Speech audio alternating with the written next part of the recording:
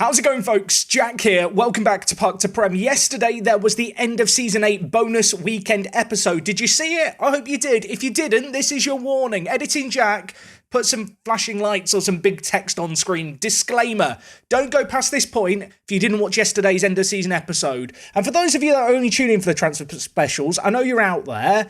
You should go watch it anyway and get caught up. It was an epic end to the season. Let's zoom this. That's hideous, isn't it? No one wants to see that on their lunch break. Today, though, transfer special. I'm excited for it. We're going to get into things today. Guernsey, we're in League One. Let's get prepared for it, shall we?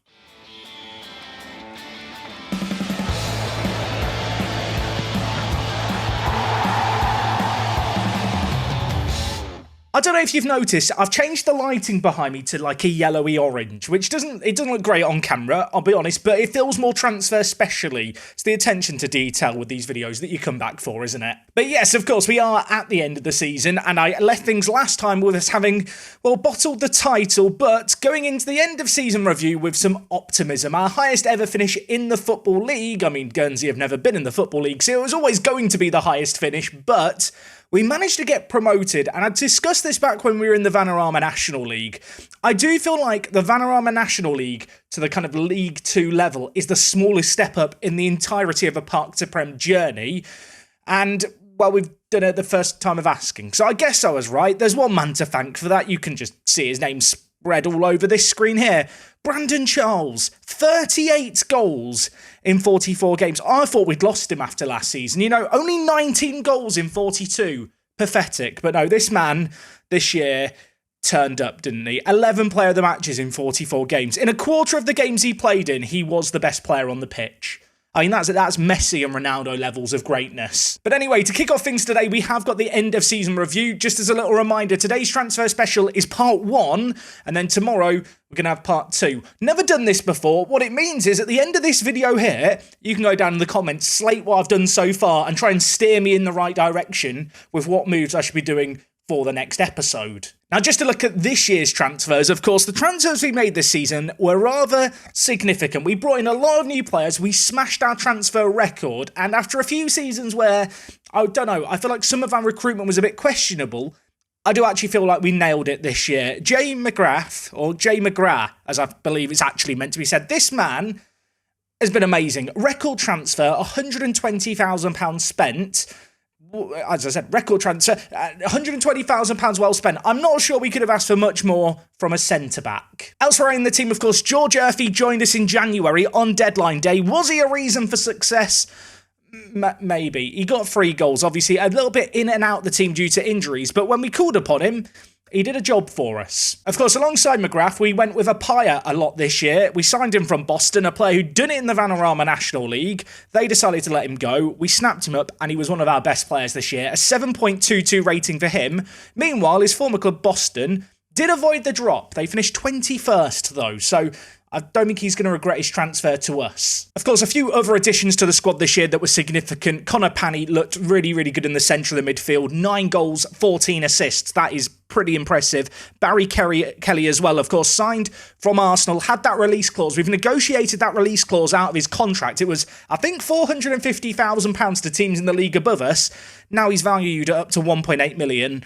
That's seeming like a wise bit of business. There's a few players down here as well that featured regularly in the team, maybe didn't get the best of ratings, but were vital parts to the team. Players like Ben Acey, Tim Apshon, Owen Beck as well at left back. I feel like this year in Football Manager, at least with all the systems I seem to play, wing backs just always get bad ratings to the point where it's almost pointless looking at the ratings. I actually think Owen Beck was pretty good for us in the grand scheme of things. Of course, in terms of transfers out, this was the first year really where we actually made some significant sales. McGuinness left to go back and play in Ireland. We, of course, sold him, if we just look, for £250,000. That was a good bit of business in hindsight. Naturally, the board are very happy that we got promoted. I wanted to believe that playoffs was possible. Did I think we'd be this high? Not really. I know I've talked about it a lot. This league was a very unimpressive league. It's not often that every single team in a division gets double figures for defeats. This was one such year. On the cup front, should we just forget about the cups? We didn't really do anything in any of them. I mean, the one that I don't care about, we went the furthest in. We made it to the quarterfinals of the Papa John's Trophy, but Yeah, I think we got like £40,000 for that entire run. Moment to remember, a 6-1 win against Wickham. This bit always makes me feel good. Match to remember, a match you were here for, a live commentary match selected, 6-3 against Bristol Rovers. Of course, that was with the old system. Don't think with the Diamond we're going to be seeing 9-goal thrillers quite as regularly. Naturally, with our promotion, you might have expected us to have a lot more money in the bank. That's not really how it's played out, simply because we didn't go on an FA Cup run like we did last year, where, of course, we got knocked out to Southampton. That said, in terms of sponsorships, in terms of broadcast revenue, there were increases there, just not across the board. I think we've probably got a very similar income, actually, on balance to last year. Of course, with that, remember, we did spend £750,000 to increase our training facilities by half a star. In terms of the team of the year, here it is on full display. I don't know why the game's decided. Well, I was going to say, I don't know why the game's decided to make it the 4-3-3. I suppose it's because the system that we played the most this year was this system on screen here. In terms of the ratings, like I said, in the midfield, I think we were very good this year. The centre-backs really did carry us, and with the goal scoring of Brandon Charles, I mean, when a player scores 39 goals in all comps, you generally hope you're going to have quite a good season. I did manage to pick up Manager of the Month on 3 occasions. Elsewhere, Brandon Charles just won everything. So, yeah, shock horror. And of course, we do have the manager timeline, which if I hit play on, it just kind of scrolls through. Lots of future stars signed in 2023. I really wish there was a way to customise this. This is really pointless, isn't it, as a feature? Like, it has potential.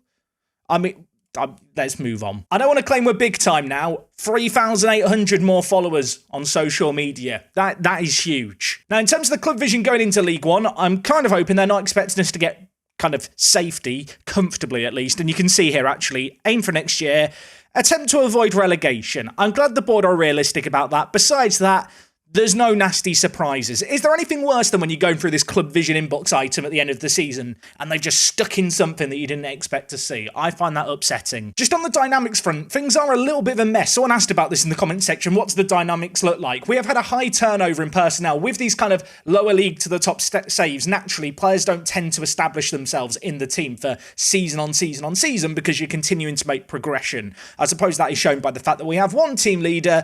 That is Brandon Charles. I feel like we've done this every single transfer special episode. Well done, you've got promoted. Hopefully with the right additions we can stay up. Okay, I'm just going to back down. Still get annoyed that these meetings are all about telling the players what they want to hear rather than the realities of the situation. Now, someone did recently ask as well, can I show my manager profile? So here it is on full display. I'm kind of surprised the media handling isn't lower because I don't do any of the press conferences. In terms of what I'm known for, apparently I sign a lot of younger players for the first team and younger players for the future. At least I assume that's the case. It's only listed 3 times for each. When it comes to the attributes as well, this is how they are looking. Of course, this matters way more if we were climbing up through the leagues and moving clubs. This is a one-club save, so it's not nearly as important. I do love the fact that Carlos Canha still has a positive relationship with me. Remember this man? He was back playing for us many years ago. Apparently, he only retired from playing football 2 years ago.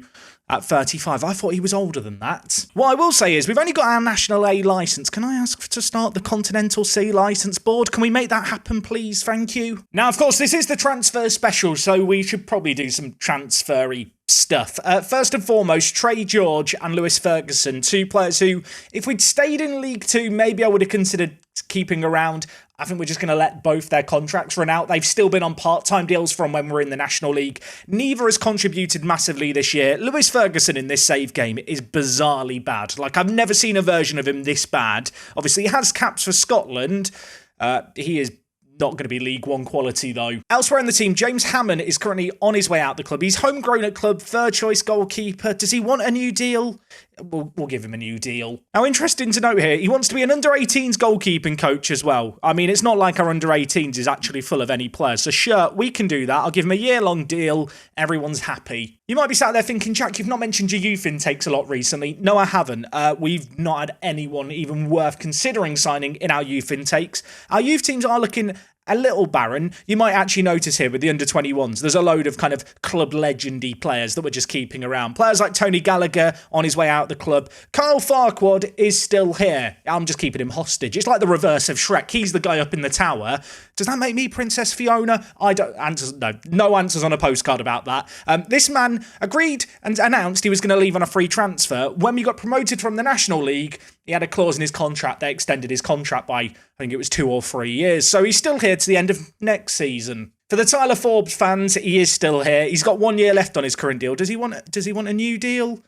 We'll keep him around for another however many years I can sign him to. 5 more years? No, 3 more years. That will do. I have got a few of the younger players that we brought in on loan this year, just down in the under-21s, just as I organise the team going into next season. But a couple of our own youngsters, Ivor Lien, I don't think he's ever going to be good enough. A player we might look to move on at the end of this season in the last year of his contract. Not sure we'll get a great deal of money for him. Elsewhere, Ryan Borg, a player we snapped up a few years ago to be kind of an emergency squad option. Contract's up at the end of the year, not going to be renewing it. And last but not least of the under-21 players, Blaine Goller, a man who I bigged up at the start of the year, didn't really get an opportunity in the first team as we continue to strengthen things, but he has spent since January on loan in the National League. He's actually done okay, I feel like. 2 goals, 12 games, playing a lot, but most importantly, developing a fair bit, which is what we want to see.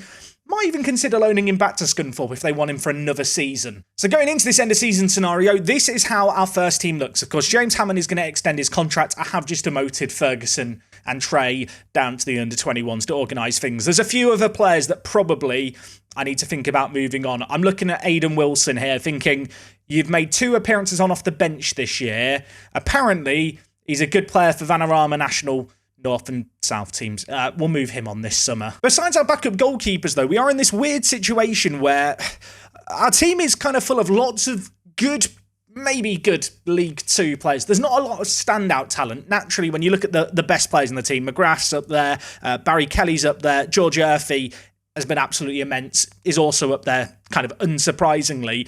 We have a deep squad without superstars. I think this transfer window is going to be about just trying to add a little bit of quality here, there, and everywhere. Going into the new season, I do think we've maybe got to be a little bit more conservative when it comes to the midfield. So I'm thinking Panny is going to play as a box-to-box midfielder this coming year. Murphy alongside him has been immense. I'm looking at Brandon Charles thinking, you're great.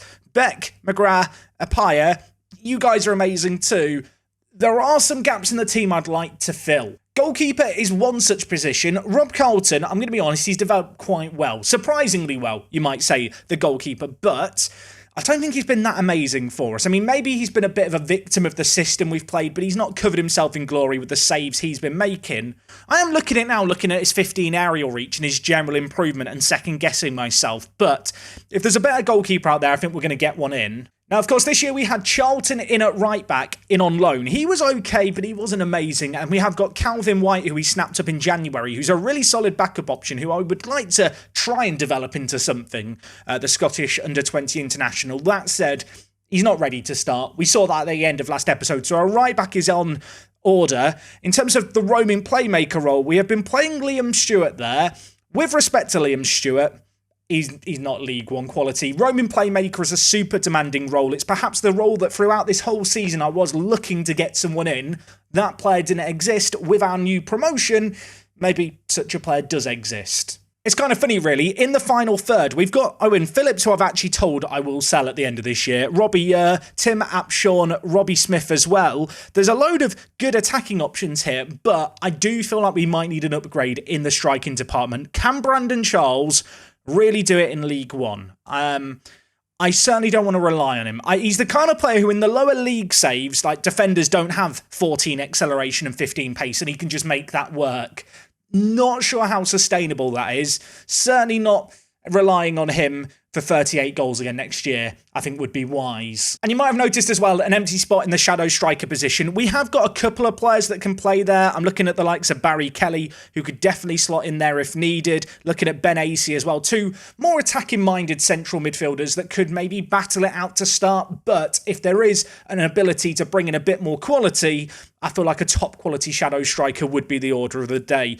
The other thing that we could end up doing, actually, is moving Murphy up into a shadow striker position, then looking to get in a slightly deeper midfielder. That's definitely something that we could do. I mean, when you look at the current squad in its current form here, and when we sort it by the team that is selected, which does include a full bench, I think we've got some good quality here. It's not like we're really lacking in strength and depth. It's just a case of, well, we're taking a big step up. League One is definitely a big leap from League Two, especially if we want to be successful in League One. The gap between the teams in the bottom half of League One and those challenging for promotion is big. What I am hoping is, with that promotion, we might have a bit more pulling power. I feel like once you're in League One, you can start to maybe sign players released by Premier League academies. That is something I would like to tap into. And in fact, it's something that I've been looking into for a little while. I can't stress this enough. Get your scouting done before the end of the season so you can make moves early. Here we have a list of Premier League players with contracts expiring in 6 months. Now, worth noting, I haven't got realistic transfers ticked here, although there are some players that apparently might be realistic signings. The reason for having that unticked is I'm hoping that some of these players are going to get released. When they do get released, they might be easier to sign, and having knowledge of them before they're free agents makes it easier to round them up. And whilst it's not a surefire thing that if they play for a Premier League club, they're going to be good, it's usually a pretty useful way to get a pretty good grasp on what might be available come the end of the season to scout them early. What I will say is Exeter, who embarrassed us at the end of the season, actually have a couple of players that I'm rather interested in. Keith Newton is a left winger, but, and I might be crazy, tell me if I'm crazy here, this man I think could be a really, really good striker. In fact, I'd say he is a League One quality striker. Now, yeah, he will have to learn to play there, and he can only really play down the left or at centre mid. He looks phenomenal. He is running down his contract right now. Unfortunately, we can't approach to sign him until June. And Padaroof, who I kind of joked about and said was rubbish, and then he scored against us last episode, also actually looks quite good. My scouts like him a lot. Maybe some concerns over the injury proneness, but if we could get both these players, that would solve some of my attacking problems, I think. I say attacking problems like we've not managed to score over 100 goals this season, but like I've already talked about it. This step up is big. It has kind of just dawned on me. I'm looking in the top right here, and it's only the 13th of May. Yeah, it's probably a good job this transfer special is in 2 parts, because I'm here very early, way earlier than usual.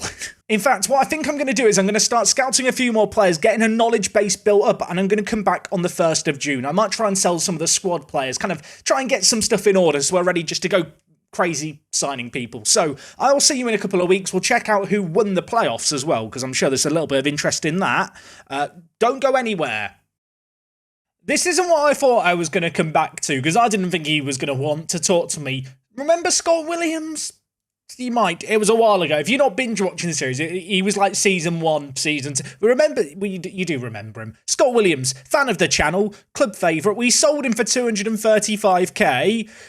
He's transfer listed, and I've put in a bid of 325,000. Now, you might notice it is still May. I'm not back in June. This deal has to get done early, because I think loads of other teams might try and sign him otherwise. Now, we have already offered him a contract. It's about 2-point-something thousand pounds, low 2,000-ish pounds. It's a good deal.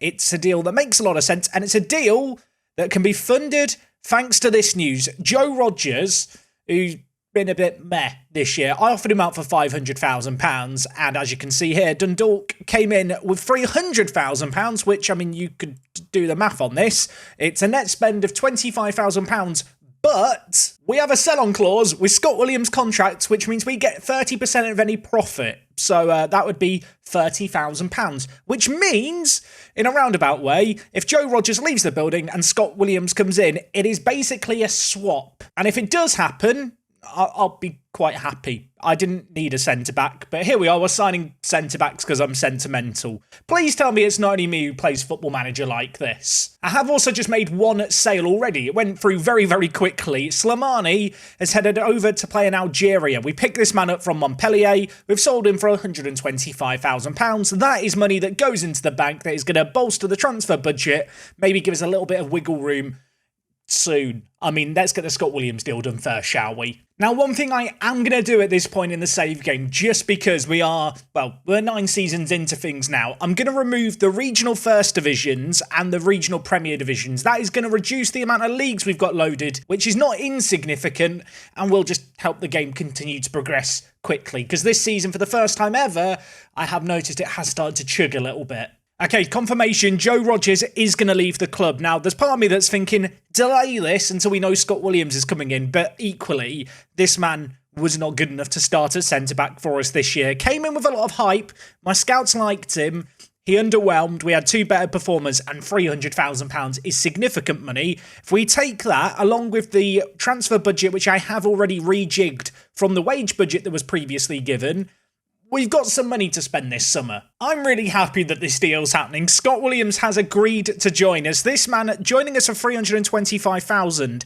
I believe we do get the profit of sell on profit even though we're the team buying him? Does that make any sense? Also, more good news. It comes in twos, apparently. The board have agreed to add another scout to the club. Now, I had just signed Ollie Bennett as a new scout. I can go and add another one now. And I think the other scout I'm going to pick up is Julian Darby. Looks okay, 62 years old, 12s across the board, which for this level is fine. And compared to the other options out here, he doesn't want to be a chief scout, which is always a bonus. In fact, I hadn't even noticed it. You can see here, we will be paid 27.59k as a percentage of profit because of the deal that we've done with Williams, which does mean the net spend on this transfer for us across the entirety of time is about £65,000. It's like we took a loan of £235,000 off Blackpool, and for that we had to pay them £60,000 of interest, which, to be honest, I don't think is that bad. We needed the money back then. We don't need it quite as much right now. I also like the fact the fans remember what Scott Williams said. Look, the fans still like him. He's coming home.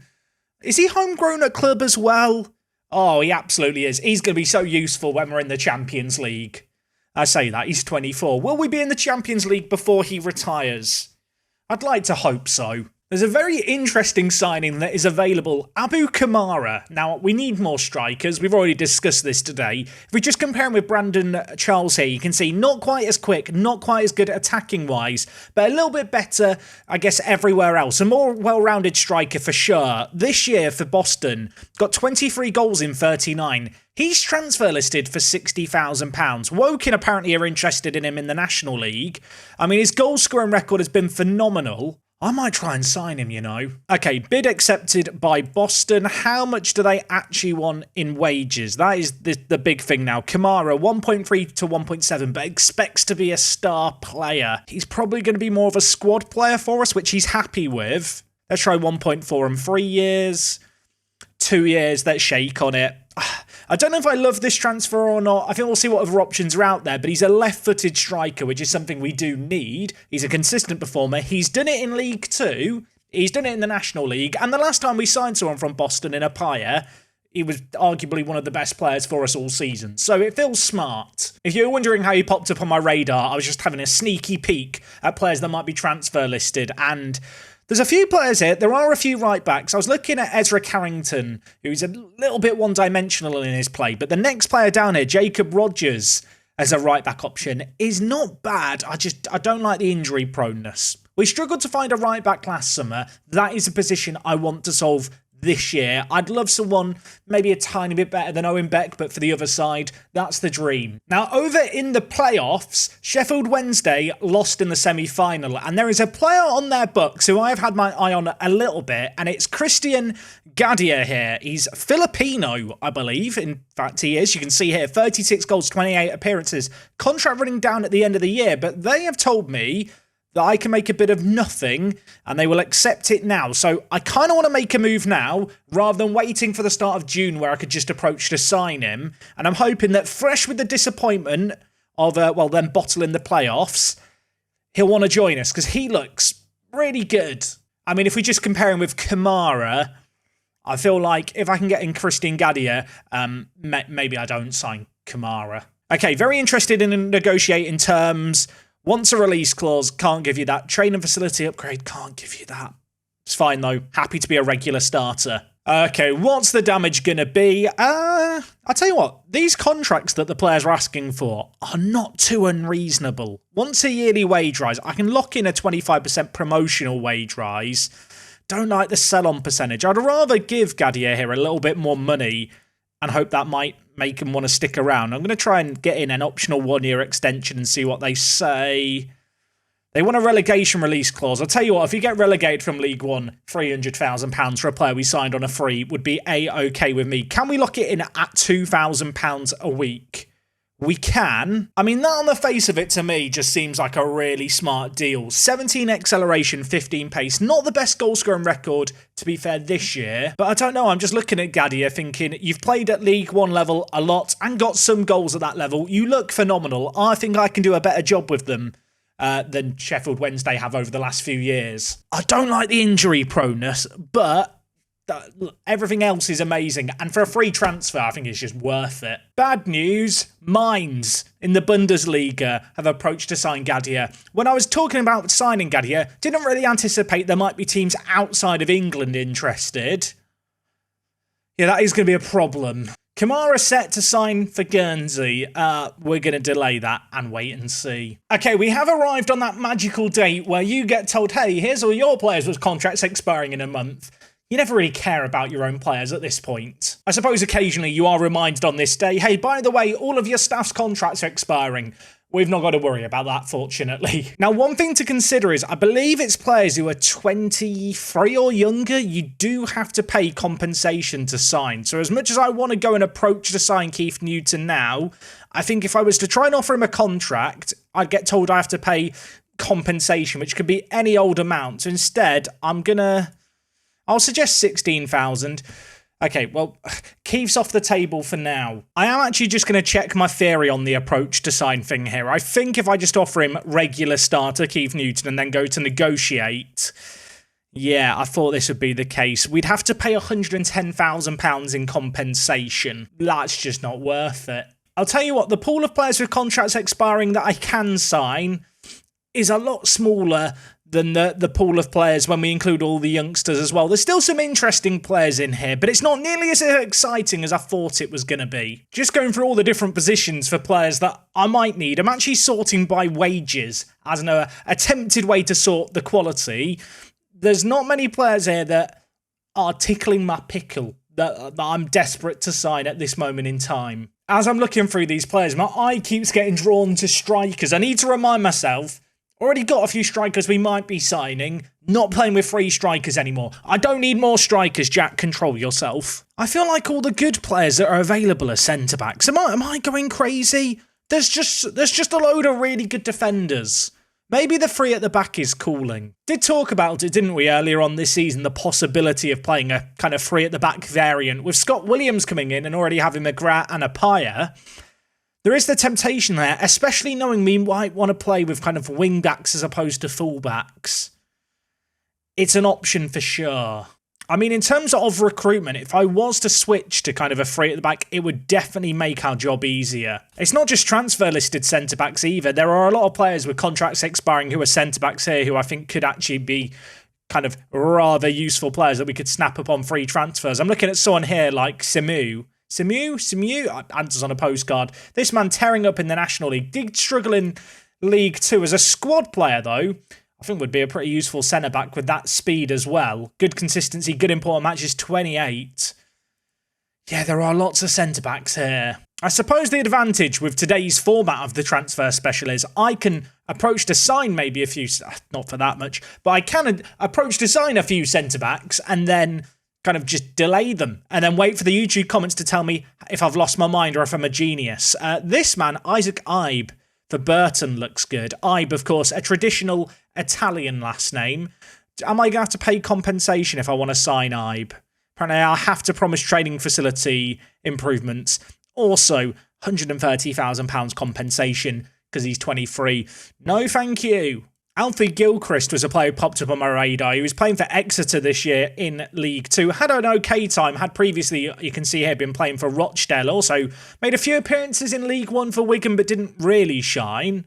But as a depth option at 26, as a free transfer, if I was going to go to a three at the back system, he'd kind of be an ideal fit player. Let's see how much he wants. Like I said, I can kind of make some of these signings and then just delay it if needed. Although, I think with this kind of signing, where it's a kind of free transfer approach to sign, I don't think you actually can delay it. So maybe this isn't the 200 IQ strategy I think it is. I've ballsed up the contract negotiations anyway. Moving on, this guy here, Luke Watkins, is transfer listed by Sheffield Wednesday. Looks like he could be a really good right-back option. That current asking price of £600,000 is a little bit too steep. I was just looking through the Media Dream 11 in the National League, just seeing what players are available, because this is a league where there are some very, very good players. There are a couple of players available for free. I think both are on loan from Burnley. Gary Edwards here is an okay centre mid, doesn't really wow me, but the man I am interested in a little bit is Darren Rigby here. He is a goalkeeper. If we compare him with Carlton, Bit better shot stopping, bit better aerials, speed advantage, physical advantage. Lacks a little perhaps in the communication and mentals. But at 22 years old, he looks rather good. And I'm going to offer £0 rather than approaching to sign because of compensation, but maybe a goalkeeping option there. Another player I'm very interested in is Brandon Keller. This guy is in York's Media Dream 11. He is naturally a centre mid. Am I crazy thinking that he's a really good advance forward? 25 years old, wearing a school uniform. That's a mark of quality in Park to Prem terms. Let's see if they'll accept a bid of 23,000. I'm happy to pay 23,000 to maybe mitigate the risk of someone swooping in and approaching to sign him at the end of the month. Because, of course, once he's a free agent, there might be a bit more interest. 50,000, they want 69. They are funny, aren't they, over at York? Look, you have a lovely away day, York. York, you have a lovely away day. 66. Is 65,000 too much? I feel like it's one of those things where it's too much if his scout report comes back with a load of cons. But as a shadow striker option, he could be really good. There's a lot of 12s and 13s there in the attributes, which I feel like is the new benchmark for us. Okay, Burnley have accepted our offer for Rigby, which is really good. He wants to be an important player. I'm okay with that. He only wants £500 a week. I'm going to try and get him locked into a long-term deal. My thinking here being, I'm not sure if he's the goalkeeper upgrade I'm desperate for, but I feel like between him and Carlton, we could have two players battling it out for the goalkeeping position. And he's 22. He's only 22. Worst case, he just becomes a long-term backup option for us on backup wages. That's kind of where my head's at right here, although I am going to ask him to remove some of these extra clausy bits. £850 4-year deal, £900 4-year deal for Darren Rigby. I mean, I'm going to need to get a scout report on him, but on the face of it, he looks solid. Our offer for Keller was also accepted. He has no interest in talking to us, despite the fact we're now going to be 2 tiers above where he is right now. I mean, we'll keep him on the radar. You know, we'll get the scout report in. He's going to be a free agent at the end of the month. Things could change quickly. Have had some offers for Owen Phillips as well, who I was kind of considering selling. He wants to go. £30,000 isn't a grand sum of money. In fact, we are going to make a loss of £1,000, but I think I'm okay with that. My heart, my life, everything else, it will go on. It's all okay. I realise here I mentioned Keller and how he'd be patient. Apparently Hamilton in the Scottish Premiership have made an offer for him, so maybe he won't be an option. If you're wondering who got promoted via the playoffs, by the way, Rotherham have just won in the final. Of course, Rotherham slated their away day. We get to go there again next year. Always nice, isn't it, when you get to the end of the season and suddenly some money hits the bank. £482,000 paid for participating in League Two. That takes our balance into the nice, healthy position of £358,000. Brandon Charles did set a few records this year. He set the record for the highest average rating. He did also get the top goal scorer award. I mean, he won everything. Well done, Brand. I mean, this was very predictable. When you look at his stats, it's kind of understandable why he's just won everything. When it comes to the team of the year, Charles is in there. Panny and Kelly also making the team of the year. I mean, things you love to see. We have some real quality at centre mid. Abu Kamara, do I want to sign him? I mean, I think I do, but I still want to keep delaying it. We'll delay it another week. Hopefully he's okay with it and Boston are okay with it. And to more striker news, Owen Phillips is leaving the club. £30,000, not a massive sum of money. I'll be honest, in terms of transfers, probably a bit of a bust, but still some good money received back. I offered Gadia £2,500 a week, signed for Mines for £1,600 a week. Apparently there was no hesitation. It was a straightforward decision. Apparently Mines' squad is stronger than ours. Maybe I'll try and loan him. I might sign Kamara now. I really thought we might be onto something with Darren Rigby. Professional personality, really good stuff on this side. Scout reports come in. Inconsistent and injury prone. Yeah, it's not exactly what I want to see. I say that. He does have 3.5-star current ability, and for the kind of wages that we'd be paying him, he might well be worth that. The only other goalkeeper that I've even scouted that's come close to his ability and has a contract expiring is Parkin, who is nowhere near as good. I mean, I could just bring in Rigby for more depth. I do already have 3 goalkeepers, but James Hammond obviously has just signed a contract extension. He could sit in the youth team and train the under-18s at the same time. Sean McDonald does have 1 year left on his deal. Obviously, a good goalkeeper in his day, but his day's kind of just come and gone. I mean, if I was to keep Carlton around, maybe drop his playing time expectations, he's only on £500 a week at the moment, and bring in Rigby, is there then room to bring in another goalkeeper as well? Maybe that would be overkill. One player who I don't think I've talked about in an episode is Caden Tipping. I agreed to sign this guy, I think in February. He is playing over in Northern Ireland and in the, we'll just go with the Championship, because I'm not sure how you meant to say that first bit. It's clearly a company or sponsor name. The Northern Irish Championship, Caden Tipping here is the third best key player. He's in the Media Dream 11 and he's 17. Now, is he that amazing? Not really. But for a free transfer, I think it's sensible. I mean, it's a free transfer. It'd be mental if you made a free transfer that was bad, although I think we have done a few of those here at Guernsey. Caden's not going to be one of them, though. I am beginning to think July is going to be the time when stuff starts to happen, although the transfer window does open in a few days. Of course, we've got that affiliation with Man City, hoping they're going to have some players to loan. Looking at some potential centre-back options, if I was to play a three at the back with our very small team, our team is shrinking quite alarmingly. We are maybe short of a couple of centre-backs. Of course, we have got Scott Williams to come in. The under-21s right now is now full of players that I'm either trying to get rid of or who have already left the club. But yeah, we might need more centre-backs. And one player who's popped up on my radar is Mamadou Diop here. 25 years old, played for Cambridge United in League 2 this year. Has had a little bit of experience playing in League 1, but was never really given a chance.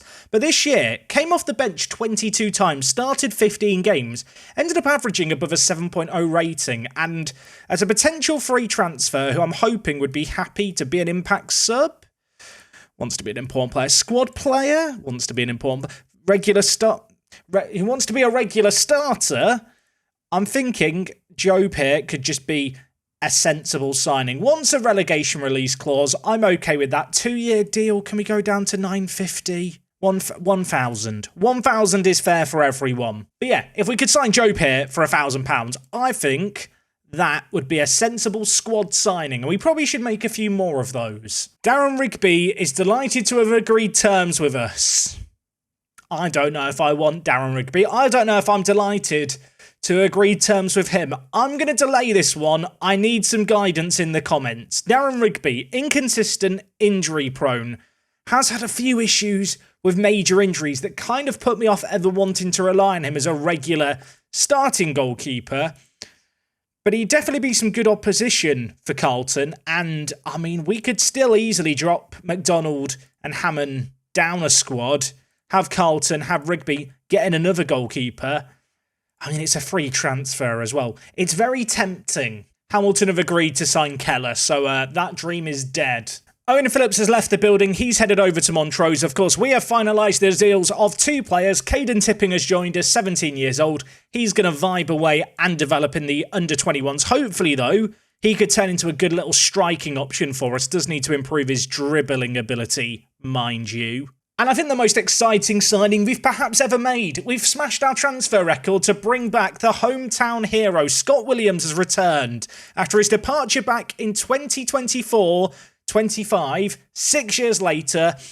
I've signed him for £325,000. A player who's got lots of experience at League One level, comes to the club with 13 leadership. Would it be wrong of me just to hand him the armband immediately? I am now wondering, with the transfer window open, will we get a few more offers for players? Johnny Arnott is apparently valued at 1.1 to 1.7 million. No idea why. Might offer him out. Barry Kelly also was attracting a little bit of interest at one point last season. Then he signed a new deal with us. His value's on the higher side as well. If I was to sell either of them for £1 million, would it be worth it? I think in the case of Johnny Arnott, it's perhaps just worth offering him out. Apparently he'd prefer to stay at Guernsey, but he's open to speaking to other teams. Let's offer him out and just see if there's any nibbles. There probably won't be any nibbles, but we can dream. And elsewhere, well, we don't need to dream anymore. We've got another centre-back joining us. How does Mamadou Diop compare with Arnott? Well, you can see the two of them compared here. I think Diop's got the edge, and to be honest, would be a really good fourth-choice centre-back option. So we're going to confirm this one right away. Okay, I've hit a little bit of a dilemma point here because I don't think I can delay the Abu Kamara signing anymore. So if I want to make it happen, I have to make it happen. But Rather than do that, we've brought in a few new players. I've got a few dilemmas with Kamara, obviously with Rigby in goal as well, where I'm not sure what the right or wrong decision to do is. So I'll leave the floor open to you guys to provide some thoughts on it. Obviously, we have missed out on Gadia. I mean, so far, we've got Job coming in, we've got Williams that we've signed. I feel like this part one of the transfer special has been doing a lot of the house cleaning. Obviously, we started off the episode running through the squad and kind of wrapping up the season. I feel like we have a team now, which when I look at it, I mean, it's slowly getting a little bit more filled. I am struggling to find a roaming playmaker, which is making me wonder if maybe the free centre-back option is an option we could look at this year. Of course, the goalkeeping scenario is an interesting one. We have Rigby, who could end up being our starting goalkeeper, but I have just got a couple of doubts. But for a free transfer, maybe it's just a risk worth taking. Of course, Kamara could be a striking option. And even if I wasn't to sign a centre attack in mid, I suppose Barry Kelly could still come into the fray. I mean, right now, we have a first-team squad of 19 players. I am going to have to sign some more players tomorrow. You guys can let me know down in the comments, where should those players be signed? What would you be doing in this squad? Is there anyone who's been stuck around here too long I should be looking to move on? Yeah, I want comments today. I want 1,000 comments. That's far too many comments to expect. Leave a comment now. Just write comment. If you've not got anything to add, just comment. I don't know what the record is for comments on a video. Maybe we'll break it today.